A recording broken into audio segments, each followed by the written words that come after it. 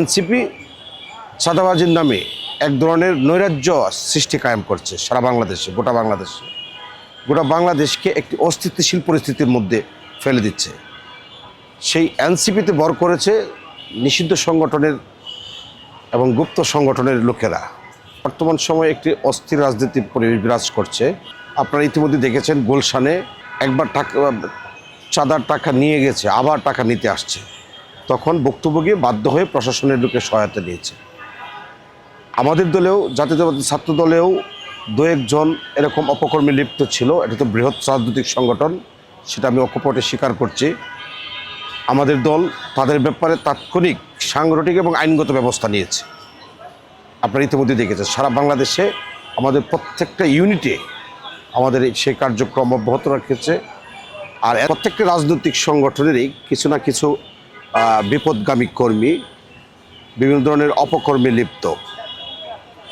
তো এটার পিছনে আদর্শগত কিছু ব্যাপার থাকে, নৈতিক শিক্ষার কিছু বিষয় থাকে, পারিবারিক শিক্ষার কিছু বিষয় থাকে। আমি একটি রাজনৈতিক দলের সংগঠনের কর্মী, আমার দ্বারা যদি কোনো ধরনের অসঙ্গতি, অসামাজিক বা কারো লিগেল বিজনেসে আমি গিয়ে টাকা দাবি করলাম বা যেটাকে চাঁদা বলে, এটা প্রথমত নৈতিক শিক্ষায় শিক্ষিত হতে হবে, সাংগঠনিক শিক্ষায় শিক্ষিত হতে হবে।